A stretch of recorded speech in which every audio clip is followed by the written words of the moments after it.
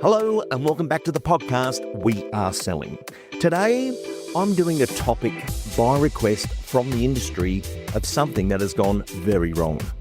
And what's gone very wrong is we see a great single solo agent going well in their career, getting good results, good customer feedback, and then they think their next step is to grow or scale their business. The heading of today's topic is building a profitable and sustainable real estate team. And although this is a brilliant idea, depending on timing and understanding, across the country it's gone incredibly wrong where the pay structures set up by the lead agent had no background or knowledge. It's not their fault. They thought they were doing the right thing. They copied other people, rang, what do you pay your people? What do you pay your people? And suddenly there was nothing left. The leverage agents coming through at a very young age to learn this craft of real estate sales from the master have earned some incredible income, and in some cases too much, which means the team didn't survive and ended in divorce. For all my agents across the country, I don't want to see that fog. Today, I'm going to bring some clarity, bring in one of the very best real estate business accounting minds in this country. I'm using a specialist, and that specialist is Mr. Chris Mercer. Now, Chris began his career in accounting and business analysts. He noticed that most business owners focused on revenue rather than profit. Now, I say business owners because Chris works with thousands of businesses to show them that difference. And if you're going to run a team, that is a real estate business. It's not just a little team, it's the same principles. Well, after 2 decades of financial analysis and software development, Chris now does benchmarking and allows companies to get clarity or gain visibility on their numbers. And his system measures and manages and maximizes the profitability. So there's no one more qualified. I'm going straight to the top. Please welcome to our program, Mr. Chris Mercer. Thanks for having me, Lee. Now, Chris, in that intro, it's a lot you've done there, and how many businesses have you looked at and actually analysed? So since the beginning, obviously the time was Ray White. It's a big group, 900 offices around the traps and doing KPI software for the entire group. Then post that time from 2008, my 20th year now with the live group, we've done thousands of businesses over that time doing health checks, doing their books, just doing reviews or assisting in their strategic growth. So several thousand, I would say. That means when I'm looking at the numbers and I say to people, I know what I'm talking about because I've seen it all. That's the case. I can tell you what the truth is. One reason I wanted you to appear today, and I really appreciate you giving us your time, is you are functional, practical, it's not emotional. Whereas when people want to build a team, it actually starts out in this soulful, we'll change the world together, but no one's looking at these facts. So today my goal is business maturity, and let's jump straight into it. Running an A team or any team, you're moving from solo agent to effective business unit. This means becoming a real estate business with people, expenses, systems, and financial obligations. Where does this go wrong from your perspective, where a great salesperson who may not have learnt business yet finds himself in a pothole with the team? I think it goes back to, you've got to go back to the origins of the life cycle of an agent. You talk about the life cycle of a business. A business is trying to get established, then they try to find good people. They find out good people are hard to get. Then you get good people, and they sort of go through a cash sort of burn to get through that. And then they might be able to get to an enduring phase where the business can be maintained and operational post just one person turning out to work every day. The agent life cycle is not much different. Start with people with a lot of energy, a lot of motivation, not a lot of experience, but they're going to come in and they're going to want to win. And winning's all about listings. First of all, they're just trying to survive. And then they go, right, I'm starting to get good at this. And I heard some guys say, I should be doing more of this and less of that. So they get a person on to aid them. You might call it a buyer agent or so on. That moment they make that choice, they'll think, well, should the business give that to me? Or do they become an EBU? So first thing is, do they have a risk appetite to take on overheads, which means they start each month in the negatives. But the reason someone's taking that risk, I've got 3 reasons. Is it to win the market share award? Is it to win the most GCI award, or is it to make more money? And without knowing each person we're talking about, often that can be the misguided truth, where they believe if I write more, I'll make more. And that is not the case when you're bringing on overhead. And especially if you do it in a way which says, I'll build the castle and they will come. That means I'll put the team on and they'll do deals. That has no business case. That means it's a lot of hope and a lot of ego. But what we don't want people to do is to think it's hard to map out what these new sort of profit points are that you need to as you increase the cost base of your EBU. And for so many people, it's just the lack of knowledge, the lack of clarity about what those different profit points are, break even, profitability, maximum profitability. Because at the end of the day, Lee, every agent, every individual has a certain capacity of revenue capability, and you're either fulfilling that to the fullest or you're only half full. And these are the types of conversations that need to be had if you want to understand what's it all about. How do I know when I'm making money? Chris, a common question we're asked in a training perspective, which is not a financial perspective, is when should I put on my next people? And as you know, beautifully explained there, people are going for the award, meaning I wrote the most GCI in the year. What it cost you to do was never brought into it. And I don't want to sound down on this, but today has to hit on these key points where it's gone wrong. And I've had so many great agents who I've coached over the years move into the team-based world and say, there's just nothing left. I did better when I was by myself. And I'm coaching, I'm training, I've got all these things going on, or this person I've just trained up and they've just been poached by somebody else. And they start to feel what that is like and the distraction of that. So that's why I want to have that tone within what we do today. Just to reflect back, when I did the original EBU day in Sydney, we had 330 people turn up because they were interested in this is the next way to go. Because many audios before me have said, this is all you need to do if you're not doing dollar productive tasks. And there was this very big theme around you're not successful unless you have people around you. And unfortunately, a lot of people scaled themselves broke. It financially didn't add up. It looked amazing, but the numbers weren't there on what's left over versus turnover. And in that original model, we did bring up that, you've got your lead agent, you've got your leverage agent, and then the one that was foggy was I want my own business administrator, my own operations person, because I want to give red carpet service. I don't want to use the office resources. Now, the office resources were there as essential services, but I don't want to be in a queue. I don't want to wait. I want to do it now. So this decision was made that I want my own person, and a person can be put on. But Chris, could you just explain to our listener, knowing the true cost per hour of when you are putting a salary-based person on versus a task-paid person? But we'll start with the salary. So for the average person who's running an EBU, they didn't come out of an accounting or finance school. Their skill set is deal doing, negotiating, and they've got the ability to be a dog on a bone. They've got that killer instinct to get out there and have the front and the guts to be told no, but they pick up a few yeses and there's a big career to be made out of that. That's the sort of skills required to have the resilience to make it and have the skill to make it as a lead agent. The second part is, well, how good are you at planning? Because when people don't know what they're doing, they make simple things complex. When you know what you're talking about, you make complex things simple. And this is the simplicity of an $85,000 salary person. I'll make it 84, so it's an easy number. If I divide that by 12, that's $7,000 a month. If you looked at what you were doing before you put that person on and what you were making, and say you looked at it in a month, because a month is an easier amount to swallow. I like to look at quarters. So that's $21,000 a quarter, because the quarter is a natural season of real estate. But we'll just stick at months so I can make my point. If I went 1 month before I had nobody and I was running along, and now this month I've put a person on.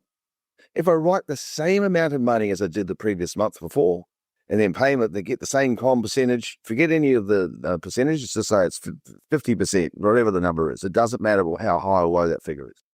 The month where I've got the PA, I'm $7,000 worse off. In GCI terms, depending on your percentage, if it's 50%, double that. That's $14,000 in GCI. So where I wrote $14,000 last month and might have got paid, this month I wrote $14,000. I'm immediately got nothing because the payment to the employee agent, the leverage agent, or the admin agent is taking up that first $14,000. So you start negative 14 if you want to look at it that way.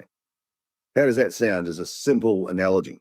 Chris, so good. And just for our listener who's processing that, another error is, it's only $7,000, that's one sale. And that would be the biggest myth where they look at gross commission as real money versus what comes out, what that is, and the cost of the person. There's another part I haven't said to you yet, Lee, that when you look at the total cost of employment of a $7,000 salary, which includes super, it's an extra 34%. That's leave loading, that is personal leave, holiday pay, unaccrued and not taken. This figure is 34%. So if I take 7,000, I would always factor in over the 5-year employment of this person, that 35% on top of that. So you could certainly see a hidden $3,000 of cost because you've got this liability. Now, you don't find out how much that liability is until they leave and you have to write the check on departure. You've got to remember, don't oversimplify things, but as I say, know your numbers. That means I need more than $14,000 to cover the direct costs of the monthly costs of the employee, but I've got some hidden costs too that will build up, long service leave, all these things. So what that says is the agents tend to be too direct in benefiting their agent teams. They see it as money in, money out. And in a way, I just said this agent needs to write $14,000 if you get paid $7,000. That's what a lead agent has to be able to do. They know they write $500,000 to get paid $250 or $300 if they're on a slightly higher percentage. The thing here is, but when they're rewarding their team, they're almost rewarding these people with a salary from $1. So the employees of this lead agent aren't even suffering the I have to write money before I get paid sensation to their own team. So what they start to do is inadvertently spoiling the team, which means that team member is never likely to ever want to be a debit credit agent or a commission-only agent themselves because they won't understand how hard they have to work to make $100,000 when they're making that quite easily off the back of the lead agent. So we've got this whole thing about, one, the real cost of people, and secondly, how they work to be paid. And this is where you create a disappointment factor or not facing the reality of how hard it is to make money as a lead agent. Now, Chris, this is such an important part of our program, and I want to speak from a couple of voices here. So all week prior to your consent to come on the program, I hit the phones. I made 35 phone calls, and I spoke to lead agents. I spoke to leverage agents. It really concerned me on, one, the leverage agent having no concept of their salary being that's what you paid to do as a job versus they would see the gross coming in that we did X amount for the month. I should get a big cut of that. Look at the money you're earning or the car you're driving. And there was just no connection to the cost of you. And when we've covered cost, there may be a bonus, but this percentage per sale straight away and no thought to marketing or the next sales or whatever would come through means that actually every EBU bar 2 were operating with no break-even point. And Chris, that caused the biggest challenge. And then the lister is like, how do I tell them? How do I even explain to them that there's just nothing left over? And they've just been offered a job by another lead agent on more money because he's got even worse knowledge than me. And sometimes it's like, you know what, go, because all yours.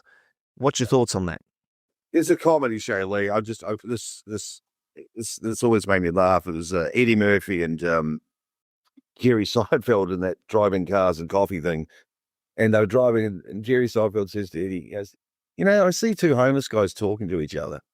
He goes, I don't know if it's punching down or not, but when I see two homeless guys talking to each other, I always think one of those guys is giving the other guy advice. So when I'm listening to agents who are overpaying entitled leverage agents, PAs or assistants, and another person wants to snatch them up and pay them even better. Never let a fool or your enemy stop making mistakes. It would be let them go. I'll tell you what, the right conversation should always be to the leverage agent. This is what you need to do to keep your job.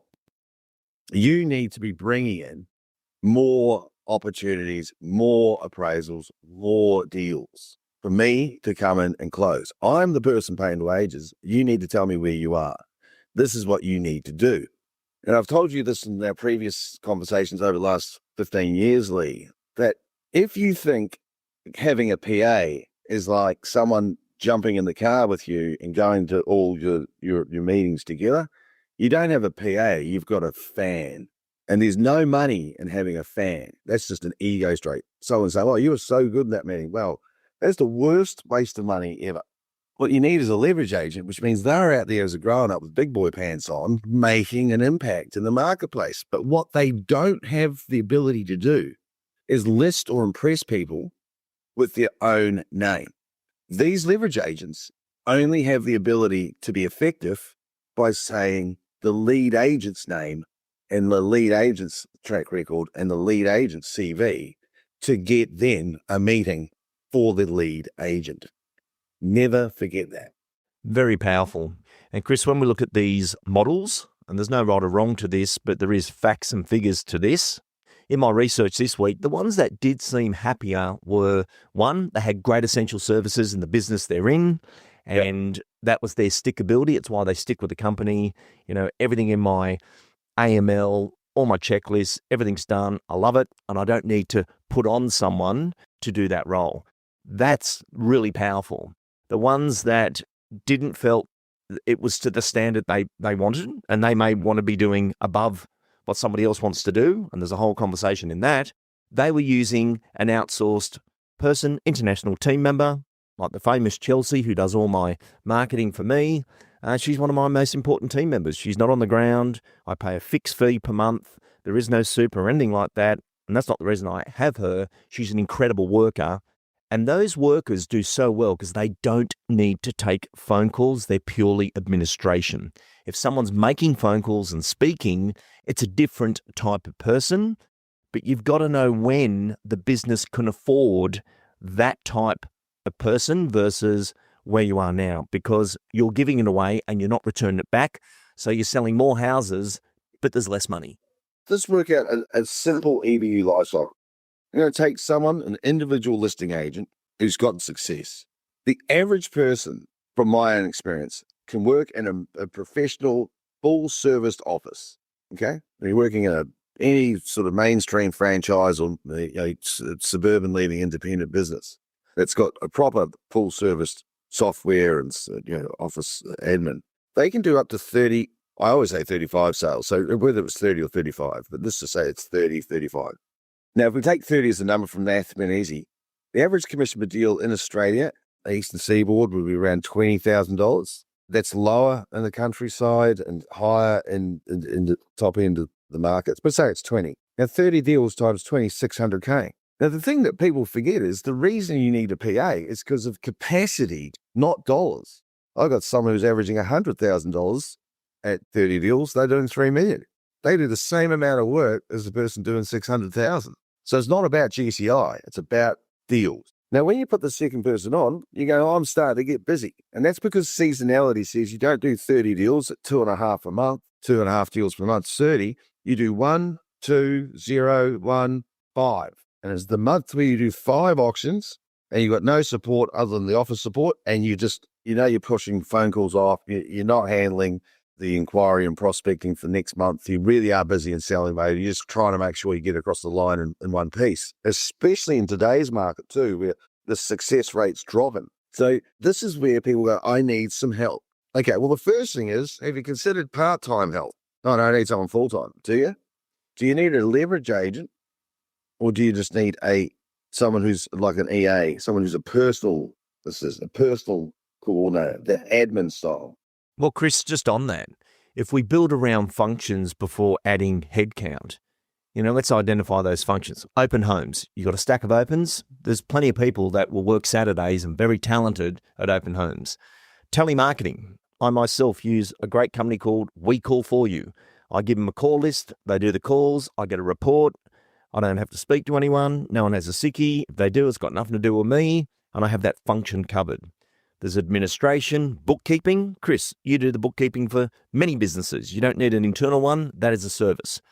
Office support depends on what's on offer from the office. And, an office that offers lower support quite often is paying a higher fee because they're paying you a fee for, or paying you a percentage for a service they don't provide. So there's no right or wrong on that. And then there's casual part-time help and off-site specialist or the full-time hire. But the full-time hire, you've really got to, as you beautifully explained before, know that full cost and expectation of what I call their commitment list each week for keeping their role. Yeah. Well, that's right. And just remember this. You've got to remember that when you bring on an employee, you're responsible for that employee being occupied and productive. They just don't turn up and work it out. You've got to instruct them. You need to lead. You need to have a plan. So why do you employ me? What's your answer? It's just spoke to someone and said I need help. You need to have a plan. So a lot of people would be speaking to people like yourself, Lee, talking to the business owners, and this is where leadership in your office. I'm a person that says leadership has value.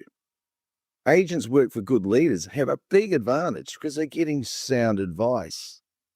When you're talking to your mates and you're getting what you think's the truth, because people think they know what they're saying, it sounds good, but it doesn't pass the pub test or the smell test. It's someone's assertion. It's not based on fact. It sounds good, but it's missing. It's got gaps all over it.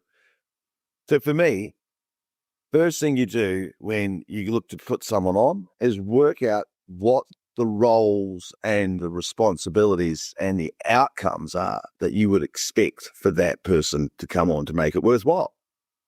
That whole saying, what's success look like? I love it, but that's actually quite a good way to say, what would success look like for this? Second thing, Lee, is this. We always go back to seasonality. So when should I put that person on? So give the example, if I had a gift store that made little trinket type presents and stuff for people, would I like to start that business on the 1st of December? Or would I start that business on the 25th of January when 50% of your turnover is going to be over the Christmas and New Year period? Now, why would you start the business in January? You must start just before the high season. So you should be putting your staff on just before your listing pipe, which is filling up, is about to explode. So you go July, maybe it's January, because you're getting ready for February. Don't put them on when you're going into May, June, when your listings are coming off and you're just selling the last things. You really are getting ready for your high season. So that's the most affordable way to get them up and running and pay for their sort of increased costs when you're most likely to have a big settlement period. Now, Chris, let's go to this key point of revenue to break even. As people haven't been running a break even, money comes in, it's split straight away, and no one gave thought to pays, salaries. Marketing is a definite cost of sale that must happen to find the next one. The office share that goes back to the business so that you don't have to have the running costs of all the other stuff and all the portals and the tech stack, which is just ridiculous, and then every operating cost. So revenue to break even, give us a guide on what we need to know about that before bonusable revenue. So there's two numbers to keep this simple. Again, take into account all the complexity. There's the 100% of GCI. That's the total gross commission, ex GST. Now, why do I say ex GST? Because not everyone's running an EBU as an independent contractor. There are a number of agents who are doing this inside a business as an employee. So I've got to have, are you an employee or contractor as a toggle? Why that's important? Well, where's the employee agents? Who are they employed by? So their EBU is the person in charge of the agents, but actually it's the business owner, the person that's got the shop, they're the ones whose employment account's been used. So never forget that. So if you're an independent contractor, it is your employee, but he may be working inside someone else's company. So that's still valid too.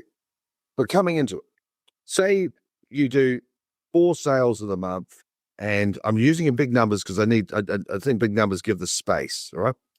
So 4 sales, I'll go back to my sort of 20 grand a deal, because that's 80 grand. And 4 sales is above average, but if you've got a PA, you've got to remember that's there. So just remember, there's $80,000 for the month. Done. All settled, money in the bank. The first thing you got to work out is what's the agent share of that. Now, the agent share is the 100% less the office share. Now, if you want to work out what that number is roughly, that number, if you're on 60%, I'm just going to say 60%, that means that the office share is 40%. Now, this depends whether a franchise fees come off it or not, because some people are on 60% of 92 or 60% of 100. They're quite different numbers. So that could toggle a little bit by the franchise fee, but I'm just going to keep it simple. Let's say it's 60-40. So that means that the agent is going to have only 60% of that 100% as their share. So they're going to take $48,000 of that 80, and that's great. Now, the second thing then is, well, what does that mean for the agent? Well, if you're trying to work out how much gross commission you have to earn to cover costs, let's go to the cost of PA support, EBU support. We said before it's 7 grand. I'll just use that number. I've got that little factor of total cost of employment, about 30%. So if it was generous and said, look, let's make it 20%, because we don't need to worry about long service leave. That's down the track. So let's just go there and say 20%. I'm going to use that number just to have something. That's $1,400. That makes it $8,400. Those people got the calculator out. That's $7,000 plus $1,400. Now there's a bit of cost. Now that is actually this is the break-even impact of staff investment by an EBU. So just let me finish that. It's a staff investment. Then you've got the personal profile investment of your agent marketing. But there's one other one, which is shortfall of property advertising that you don't get from the vendors. They're more difficult to work out when you'll have that impact each month, because I would like to think people are getting all the vendor paid back. Personal marketing is a choice. There's a 10% of your turnover, if you've got a number, but you might have a fixed fee. So say we add $2,000 for that. This person likes to market properly, but I'm never going to put the property marketing shortfall into my standard cost breaking, because that's a discipline. And the lead generator, the lead agent's the one doing that. So let's just focus on marketing, your profile, and the PA investment. So $8,400 for the PA, and then $2,000 for that. That's $10,400 of cost. Forget the cars. Don't care about them, because that's like for like. That $10,400. How much GCI do I need to write to cover $10,400 if I'm getting 60% of the turnover? Well, it's very simple. You divide that figure by 0.6. Well, that's 60%. So if you go 10,400, let's get my calculator here and divide that by 0.6. Let's do mathematics live on podcast league. It's real simple. 400 divided by 0.6, 17,333. That is what you require to cover the cost of that PA and your personal marketing. Now, Chris, can I throw in another question? Let's say the lead agent is on a salary of $120,000 a year, just below the tax thresholds there. If we include that, because the agent can't just wait for the end payday, they've got bills and mortgages to pay as well. So if they had a discipline to say, I'm going on a salary as part of this break-even cost alongside my leverage agent, what are we looking at there? So you're adding $10,000 a month, is that what you're saying? Correct. Or plus 10. That's $27,066 per month in GCI to cover their base salary for the agent and those other costs operating without shortfalls in marketing. That is the standard monthly minimum that you'd have to write to support yourself on that salary. And if we allowed just for some other costs like gifts and things like that we have, and we may even have someone helping out, doing some mailbox drops, or they're doing some telemarketing for us. Let's round that up to a number. When we look at a bonusable revenue, when should the break-even point be done? Is it monthly or quarterly? But if it was monthly, for everyone's benefit, what is the break-even before the percentage splits, if there are percentage splits? Okay, so this is the psychology of the deal. I'm going to say this clearly. It depends whether or not people want to be a leader, which is you're providing people a job and you're paying them to turn up to do that job. And the job is in real estate and dealing with vendors and buyers and doing what you tell them to do. They don't have a voice. No, they like the job or they don't. So somehow they've said yes to your job. Secondly is when you pay them. I would only pay on a quarterly basis for PAs who are doing what you call service PAs. Why would I pay it quicker than that? It's not another industry in the country that pays bonuses where people are in an administrative role at all. Maybe an annual bonus. Yeah, here we are. I've got someone on $80,000. They're going, when's my bonus? You know what? Just think of the psychology. It's how warped it's become. The people that say, well, I'm expecting a bonus every month. Why? You've got a salary job. The team's got to hit its targets. So first and foremost, in a service industry, anyone who's got that service role, even without knowing the mechanics of why, the minimum commission that Reef talk about for a commission-earning agent is 31.5% plus super. It works out to be 35%. Now, that roughly means someone would have to write 3 times their salary to get paid a bonus. So if I took someone who's on $7,000, forget the on costs, I'm going, well, immediately, I'm not paying you any bonuses unless our turnover's 3 times your salary, give or take, which would be $21,000 in comp. And then I go, now I think about what I pay you. I might pay you a higher percentage after that point rather than this low percentage from $1. Again, people need to get past, I feel like I need to pay bonuses every month. It's like we're here to build a business and build the juggernaut. Lee, if a listing agent started in a new business, how long would it take them to sell one house and settle it? Just think, list the property, go through it, find a buyer, wait for the settlement after exchange. It's a minimum of 8 weeks. It's a minimum of 8 weeks for that one transaction, correct? One transaction. Yeah, I put a PA on, and they're talking about bonuses in the first month. What would they have even done? So we've got to get back to reward for effort and risk reward. So I'm saying, give people a minimum number of deals you've got to do. Don't get caught up in dollars. Look at the deals. I need to know if my average deal was $15,000 a deal or 20 or 30, work it out. And that does have an impact, but work out what number of deals you need to do to make sure that you're happy that we've done enough to cover those base costs. Then after that, I'd be looking at saying there's a bonus. The second thing is service standards. Do you want this person to be trying to list property without talking to you and trying to sign it up and bring it back to you when you don't know what they're necessarily saying or doing? Have they lost a few without telling you? They burnt some listings and leads? What's your advice around that, Lee? We were talking about a leverage agent or an admin agent. Again, we've got to make sure that the leader is in control. So again, what's the nature of the person? At the start, they're getting their teeth stuck in. But then when you've had this PA with you for a couple of years, they become essentially a debit credit agent inside your business. That's a different standard of maturity.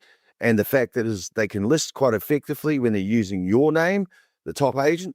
They're not that good when they don't have the ability to list with that. So they know that, but they are really, really good at listing. They're great scripts and dialogues. They're mature and all that stuff. They're really, really effective. And you know that they're picking up listings in areas that you don't. That's a different standard. I don't think we're talking about that type of EBU. So that one does go into what is a typically EBU package of a typical debit credit agent. But this first one, we're talking about the percentage of every deal. And I just want to understand this. I always say to listing agents, gee, that person's on a good deal because you do 100 sales a year. So every time you list a property, especially the $10 million ones or the highest market ones, that agent who could never list them goes, go you, good on you. I'm so happy. I can't wait to see my bonus check. Yet the work's all been done by you. They're just riding that train. That's the wrong incentive package.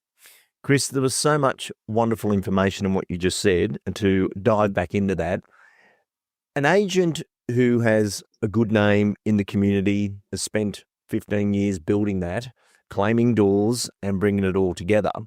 And then suddenly someone's under your name, the tentacles can get out too far, and a dramatic drop of standards or words or delivery has happened, and it affects your brand. So for all the leverage agents thinking, that white line fever, I can just take the ball over the line myself, careful there, because you are not the lead player. You only have a jersey because the person next to you is leveraging versus being out there by yourself. And at any point, you had the decision to be out there by yourself, but you wanted to go on a team because you need protection, you need leadership, and you need guidance. Yep. The other thing you just mentioned was, after 3 years. This is another point. If I was a lead agent prepared to give an opportunity to a leverage agent, I'm not doing it for 7 months for you to build your database up under my protection and then become a competitor. I'm expecting a minimum of 3 years that we work as a team. I'm not here to shield you from the deep, dark potholes of the real estate industry because you didn't want to go and do it yourself. You've got to make sure, and I love that saying, Chris, when all the money passes hands, what did you contribute? And this is a contribution back into a team. That's what a team is. And this is why I say the leader has power. This agent's great. He's always sort of the short man. The short guy is always the one sort of causing the fights, but it's because the 7 foot tall guy behind him, he feels confident in saying this stuff. There's some of this is going on. The lead agents sometimes get it wrong. We've just gone through the mechanics, and I'm talking about risk, reward, and effort for return. Who did what? We want to reward people for that, but not too fast, too early. Don't try to make your EBU people feel that they're more important than they are. Essentially, they might just be cleaning the tables. It's really just a menial functional role. They're not all listing agents. If you constantly try to turn everyone into a listing agent, if they had that DNA, they would be on their own. So they're not you. They are definitely not your confidence and risk appetite and motivation. Yet they can be very effective underneath your security blanket or umbrella for market share and market presence. Now that means they become quite effective, but they don't have the right stuff to be themselves. And I'll give you a very simple analogy of this. The backup singers to rock star band lead singers. And everyone says, well, this person's ready, I'm going to step in front. You can just see they just don't have that stagecraft or stage presence to be the lead singer, even though they've got a beautiful voice. What the X factor is, it's very hard to describe. Now, this is just me talking about what I've seen over many, many years. This is such a great point. It's actually a good documentary called 12 Steps from Stardom. And it's all about the big backing singers for the Stones, Sting, incredible voices, but they're not that lead person who would sell an arena out of 50,000. Yeah. In my research, the happiest effective business unit team members I spoke to don't want to be a lead agent. They love being the buyer's manager. They love doing that part of the role. They love doing the opens, getting the data out and then escalating the lead to the lead agent. I really liked that of, no, this is my role. I don't see it as a temporary thing before taking on the main role against the person who helped me. There's a whole conversation out there and our listeners are feeling that right now.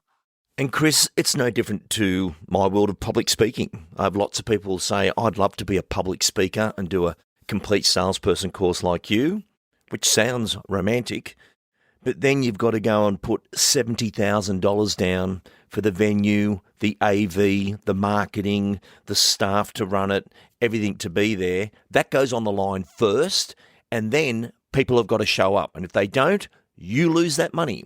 Well, it's no different of being a leverage agent who's not putting the money up front, but wants the reward as we go. Life just doesn't work that way. And in a real estate agent scenario, the money up front is the claiming doors for 10 years and prospecting and mailbox drops to have a name in the community. That just doesn't happen overnight. And as I see everywhere, these brilliant lead agents who've mastered their craft, they are the front performer. They make it look so easy, and it looks easy, and everyone thinks they can do it, but there's timing to it. And for every leverage agent, listen to this, learn the craft properly. I want to talk about protect the future fund and client experience. For future revenue, we have to make sure we're putting money aside for prospecting and marketing, lead generation systems, measure the return on investment, like what is bringing in the return, gifts and deliveries, service technology, and post-settlement support. What's your thoughts on having money put aside, which is part of this break-even point for the future fund? I don't know what the right answer here is. It's like some people might be investing heavily, but maybe in the wrong things, and other people find quite pound for pound effective stuff.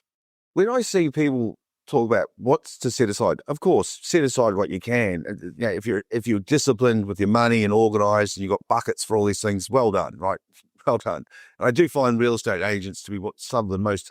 Their diary management, time management is just second to none, right? They teach anyone how to handle their diary with multiple different expectations from different landlords and vendors and all sorts of buyers that you've got to do. So time is money. I wouldn't get too carried away with being it. If you think you need to always have, say, 50 grand a year in growth, and I call it growth, then put that in your budget. But you've got to pick what book you're going to read this year, or what conference you're going to go to this year, what journals you're going to read, or who you're following, and whatever mentoring you might want to do. I think mentoring is a great thing. I think everyone should have a person that they speak to who's disaffected, is an arm's length to them, tells them the truth, right, and encourages them to be better. Not to that's how that person will make you make more money. They feel that by helping you make more money or saving you from going down further than you need to, that they get the reward for helping you win, right? Not they win by just ripping you off and trying to keep the meetings going. So I do think for finding proper people that have got the right motivation to help is very, very effective, because it's a lonely place out there. Now, that may be the owner of the business you're working in, right? So you can try to find smart ways to leverage the business resources that are available if you respect them. Chris, just on that, Yep. I think at this point of the audio, people have got to make a decision here of decide whether the EBU is a long-term professional unit, or is it a training pathway for future standalone agents? So I've got some principles that say, Lee, I'll pay half of that person. So the lead agent's getting great return on investment, but I'm expecting that person to be a standalone agent one day, which is completely fine if the rules of relationship are clear on that particular point. I'm always talking to the person who I'm giving advice for the best interest of them. So if I'm speaking to a business owner, I might have a different view on why they want to maintain the relationship with the PAs than what the EBU is. And that's because you always want to make sure everyone in the business has got a relationship with the person ultimately paying the rent. But if I'm talking to the PA, that a professional EBU, always employ your own staff. Never think, I just took that person on because I was doing the boss a favor. They're interesting, isn't it? Because the person joins the leader, and if it didn't come in that way, it's like suppliers are part of your A-team. Your photographers, signboard providers, telemarketers, these are all part of this team. But again, there's a cost to it, and that's what this program's really bringing to all members of the EBU in a neutral way. Chris, you and I are not affected by the listener's view of this information. We are doing it as a reflection. We know there's a challenge out there, and I'm hoping this bridges the gap to avoid some of the divorces of people jumping teams, leaving teams when you may have been seeing it wrong, which brings up this point, why build an EBU? And we started off with that. Have you reached capacity? I've got some people that, they've been in real estate a long period of time. They think, I'm going to put these people on because I want time back. I'm going to go missing a little bit. I'm not going to do the hours I've done, and that's a different decision. Yeah, it's a lifestyle call. I tell you what, Lee, is nothing more disappointing when you see people lose hope in their dream. You see the confusion and then you see the frustration. What will happen is when they get to that point, the business owners who let the person run the race, they might not have listened. But ultimately, when people like myself are involved and I'm hearing it, I'll speak to someone and say, so what's going wrong? Apparently you've had a record month here. The average person says, but you're doing 1.5, 1.8 million. You used to be doing a hill. And they'll go, yeah. I said, so I'll tell you what's the problem? Because no one rings me just to have a chat about how well they're going. I'm talking to people, it's not because life's good, right? So good chat, good to hear you've got a record year. And then I just say to them, okay, let me ask you two questions. How many PAs have you got in your team? Oh, 3. And you? Yeah. Okay. Are you doing 120 deals? No, we did 95. You're breaking even. You need to be doing 120 deals. That's when you'll feel richer. If you're only doing 90, you might want to cut person. Why have you got 4? Who told you to go to 4? Whose model were you following? Whose model did you think you were following, but you didn't actually know what it was? I can make you more money right now. Get rid of one of your PAs and you'll feel richer. That they are stuck to, I've got this plan. I said, well, what was your plan? Your plan was wrong. You've never done 120 deals. That's the thing. You want to scale your capacity as you scale your success. It's not the width of the team that will get you more listings. You may have a team that's too big for your listing ability, even though your ambition is there to do that. And you're paying for that every month. So what happens is when you paid that for every month and you look at your group certificate at the end of the year, you go, shit, I was making more money when I was just doing 800 grand on my own. That is true, but you don't have stickability. You don't have stickiness in your turnover. You're one car crash away from doing no business, and you can't go on holiday when you're on your own. So the business width is important for your ability to be able to sustain high performance. You must have capacity to handle deals when you're not at work. That just keeps you sane because you can only run so fast for so long. Like, I can't answer every question in the world when reviewing top agents, but what I would say is, what's the secret to the most successful EBUs? They've gapped the level of their minimum turnover, even in a recession, and the cost of their basic team. What they aren't doing is constantly trying to grow their turnover capacity by saying, I need a bigger team. What they've done is they've got to a level of 1 or 2, normally a team of 3, and they're riding around 2.5 to 3 million. They've gapped it. They're safe. It's the guys going from 500 and 600 trying to get to 1.5, and they're trying to do that with extra capacity of people just running around making calls. It's 50-50 whether or not you're better off just at that point. But once you've mastered your team roles and responsibilities, you got your packages, so don't pay people because you think they all should be getting paid top dollar because you want to show success. No, be tight with your money. Be clear with your staff. Be demanding of your staff. That's how good people make money. And you don't underpay people when you're paying them 80 grand a year to go put flags out and open for inspections and say hi to people. That's not underpaid. I would suggest that role is a person that's keen to work in property, enjoys dealing with face-to-face with people, and likes talking about how the suburbs going. They're property people. You don't need to be all paying them with your ambition, with what you think money's worth to you. Well, the point is they're not you. You don't want to cause inflation in your admin team. You've got to keep those salaries at the right level. And secondly, don't try to make everyone a listing agent, because if you put the blowtorch on people that don't have that risk appetite, you'll create anxiety and caution and fear, and they'll feel stressed. They don't want to feel that. That's why they're happy to work for you. Well, actually, don't overpay them because they have that thermometer sort of limit on their ability to be productive. They don't want to feel that they are a listing agent and living and dying by their success of deals. They want to be in a team environment, so pay them that way. So stop overpaying.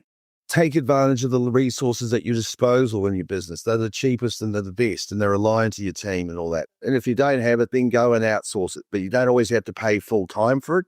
You can just pay it for part-time and utilize them, and think a little harder about how you spend your money. And the offshore stuff, great. But for every single person and every single role, you should have it mapped out clearly by speaking to people like yourself, Lee, about why those roles are those, and then train them and train them and train them to be up to the standard and the productivity that you expect. You don't want people to feel busy running 10-minute miles. They should feel busy when they're running 4-minute miles.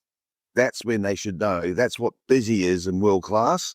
Not they're busy and exhausted when you're running 10-minute miles. That's just not world class. That's not productive enough. And often that's misguided as well. But look, I don't want to sort of sound like a know-all. I'm just talking about the general frameworks. And for the agents that get it wrong, they just think putting more people on, more money will come in, and therefore they'll make more money. That is not the case when you saw the costs and how much money you have to write extra to cover it. And then that's just a break even. How much more do you write to get a decent enough return on that investment? And that would be double again. So make sure you're getting full capacity opportunity utilized by doing more deals because you've got more people. Now, Chris, this brings us to a brilliant action of this audio. And if we start with this destination and reverse engineer the business you want, the first thing you would do is define the income, lifestyle, client experience, and working hours you want in 12 months. Then work backwards into the required GCI, market share, roles, costs, and activity. Yep. And then from this audio, use evidence, not entitlement or emotion, to adjust the model to protect the relationships. Correct. And I'm going to throw one more in there. Live groups, REIT, dashboards, profit and productivity portal. One of the things people forget is the market goes in cycles. So since COVID, there was a $630,000 settlement year to 2021. The next year, it was about $480,000.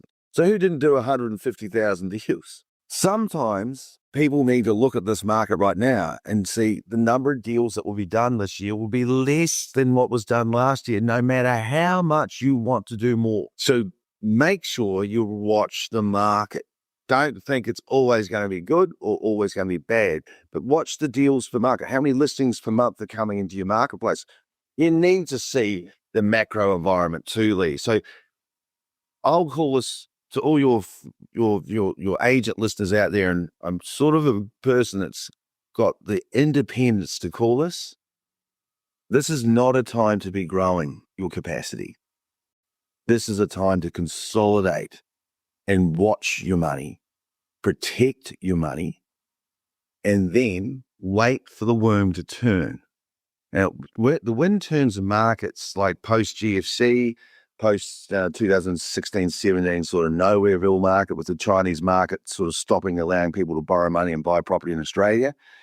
Post-COVID or pre-COVID, it changes overnight, doesn't it, Lee? There's like a wind change. All of a sudden the buyers are back and people are doing deals, or the buyers disappear. It's a 1 weekend shift. It's like all of a sudden it's gone from, oh, bang, it stops.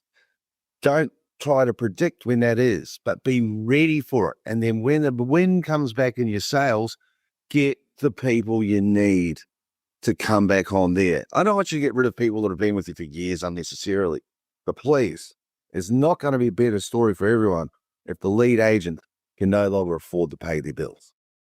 Couldn't agree more. So, Chris, let's put this down into some actionable items for people. We've already talked about clarify the destination. Second one would be to establish the financial baseline, that break-even point. Map out the work before adding people, like know what these people are going to do, and that's what I call a commitment list. You know, I've just had a person leave my team who was a beautiful person, but they couldn't keep their commitments. So I've hired someone who can keep the commitments. Otherwise, in my world, I've got to do a podcast every week. It's my commitment. I can't not do it. It's not an option. Design the sustainable revenue. I think people have been just giving money away here, there, and everywhere per deal with no break even. We've discussed that. Protect that future revenue and service, like having money put aside. Chris, I'd love your view on this one. If I was about to start an effective business unit today and I've listened to this audio, I would work out that break-even point and say, right, I'm going to go hard myself and put this money aside that I got 3 months revenue of the model. So when we do start, I've got some reserves there to do it versus we should be okay. That way, I'm already putting money aside and understanding the numbers versus I'm just going to be the best lister in the country. And then from there, my last couple of points that I'd love you to add to this is hire for the role, that fit and longevity, and then monitor and adjust. As you just said, I don't want to free up that person's future, but we're all going to come down if the unit can't function anymore. We'll end up locked. Chris, final things from you. What should they finally consider in this action plan? They need to remember that winning the bottom line race is what it's really about. But no one's going to tell you that the bottom line race is not about the revenue race. So they'll think it's about revenue turning into bottom line, but that is not the race that wins. The race that wins is the bottom line, your business model. For agents looking at people on stage getting the awards and going, yeah, I want to be that person next year. I don't want to sort of crush people's willingness to go for awards because there is marketability behind it, but I'd rather be paying my bills than winning awards. And so the motivation to grow, no one should ever grow to a position which puts them in vulnerability, it makes them vulnerable. to economic loss on a significant basis because no one can force you to do this. So what I'm highlighting is never grow by I'm going to go into a loss position so I can grow. It's just like, what? No one told you to go put 3 people on tomorrow and increase your cost by 20 grand a month and just have a go. What you should do is grow and be even more profitable. And you can do that by sitting down and just looking at the numbers. Everyone should speak to a smart, informed trainer, expert in real estate and map out the numbers. Don't do it back of the envelope and on a whim. Do it with someone who knows what they're talking about and has your best interests at heart. No one's going to stop your ambition. Let's help you fulfill it, but don't do it the dumb way and just overconfident. It will just work itself out. That mindset's caused a lot of people, when it didn't work out, to end up disgruntled, angry, frustrated, and worse off. They could have done it without that pain. They can learn from other people's experience to prevent those types of obvious disappointments. But they need to take the time to listen and be present to hear it and then put it to action. So you set and forget once you've done it. And that's the best thing I can ask them to do, is do the work before they start spending the money. Absolutely amazing. Now, Chris, you've been helping so many officers understand profitability with your platform, your consistent analysing of this industry. Coming up, you're going to be doing that for the agent. Tell us what that is. REAP dashboard, REAP standing for Real Estate Agency Profitability Dashboard, is my standard view of all the sales and PM division plus directors and the performing and underlying drivers of those divisions and productivity. So that's all done on a multi-tenanted platform. But what we're excited to announce is we're going to add not a business login, but an EBU login. It's going to be called REAP Agent.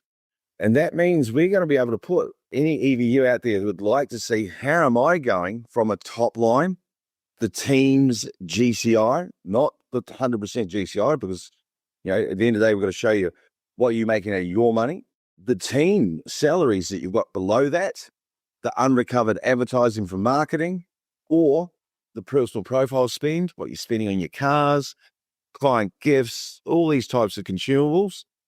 And what it will show is, so for all the deals you've done, so how many sales, how many listings you've done, we're tracking all these non-financial KPIs so we can see the salaries and the number of staff you've got. And we'll be able to show everyone how people are making money. And then because it's on a multi-tenanted platform, you'll be able to see who does it well, who's not doing it so well. So you can look out for the pitfalls, why they happen, not because of what someone's saying, because of what the data says. So we want to give this opportunity for all the people in real estate, all the EBUs out there, to have a source of knowledge about. Don't have to guess what you're going to make. Let's show you how it works, and then you'll be much more comfortable about what you can do to fix it or keep doing what you're doing well. So I'm really excited to bring that out, and that will be coming online in the next 6 to 8 weeks. Well, Chris, in line with that, and I haven't asked you, and I'm going to do it live on air, we're about to announce the dates for the future EBU Day, which will be in Sydney. Chris, would you come along and show us how that works? I would love to do that, Lee, and anything to help the EBUs out there that are driving a lot of the sales and the risks they take. I'm here to help those people. That's what the Live Group set out to do, is to help people who are taking a risk and having a go by protecting their bottom line. Absolutely amazing. Chris Mercer, thank you for way over delivering what I needed you to do today, but I knew you were the man for the job, and we look forward to seeing you at the EBU Day in the future. Awesome. Thanks, Lee. Today's program is brought to you by the Agencies Portal, Australia's first AI platform, which saves 7 to 12 hours of admin per listing. It includes agency settlements, which removes 90% of the settlement admin, reduces risk but keeps you in control. Visit theagencyportal.com.au or call 1300 001 371. I'm Lee Woodward. Thank you for listening, and I'll be back next week.